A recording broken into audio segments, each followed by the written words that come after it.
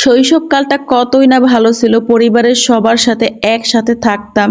সুখ দুঃখ কি কিছুই বুঝতাম না। যখন আস্তে আস্তে বড় হওয়া শুরু করলাম, যখন সুখ দুঃখ বুঝতে শিখলাম, সুখ দুঃখ আসলেও পরিবারের সবার সাথে ভাগাভাগি করে নিতাম। অন্ততপক্ষে নিজেদের আপন লোকদের মুখ তো দেখতে পারতাম, সবাই মিলে একসাথে থাকতে তো পারতাম, কিন্তু এখন আর সেটা হয় না।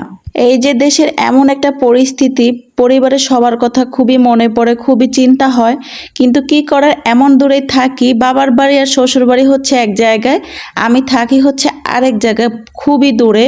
হঠাৎ করে যদি কারো কিছু হয়েও যায়, মানে যাওয়াটা খুবই মুশকিল। অনেক দূরের রাস্তা, বাচ্চাদের নিয়ে যাওয়া সম্ভব না। দেশের এমন একটা অবস্থা, এখন ঘর থেকে বের হয় নিরাপদ না, ঘরেই মানুষ নিরাপদ না। আসলে ভাবছিলাম দেশটা স্বাধীন হয়ে গেছে, এখন আমরা পুরোপুরি নিরাপদ, পুরোপুরি স্বাধীন, কিন্তু দিন দিন যা হচ্ছে দেশে, যা বলার বাইরে। নেট চালু করলে অনলাইনে শুধু মানে লুটপাট, ভাঙচুর, মারপিট আর কি কি যা বলার বাইরে।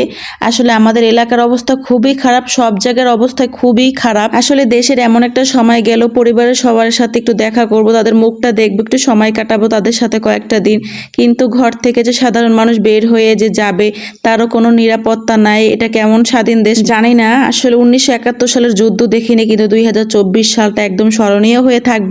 ওই যে বললাম ছোটবেলায় ভালো ছিল, সুখ দুঃখ কিছুই বুঝতাম না, কিন্তু এখন এই বড় হওয়ার পর, এইগুলো দেখার পর, বোঝার পর, মানে মাথার মধ্যে সারাদিন এইগুলোই ঘুরপাক খায়, খুবই খারাপ লাগে আশেপাশের জিনিসগুলো দেখে।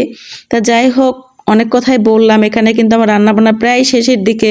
আজকে আপনাদের ভাইয়া কালীবাউস মাছ আনছিল, এই মাছটা আমার খুবই পছন্দ। সাথে ডাঁটা, পুঁইশাক ভাজিটা করছে, ওইটা দেখানো হয় নাই। তারপর মাছগুলো কেটে ধুয়ে পরিষ্কার করে ভেজে নেওয়ার পর আর কি আরেক মানে রাইস কুকারে আমি কিন্তু ভাত বসাই দিয়েছিলাম। ভাতগুলো দেখলাম হয়ে গেছে। তারপর ডাঁটা আমি ভাপ দিই না, ডাঁটা একদম কষিয়ে রান্না করি, যেটা একদম আবাতি ছিল।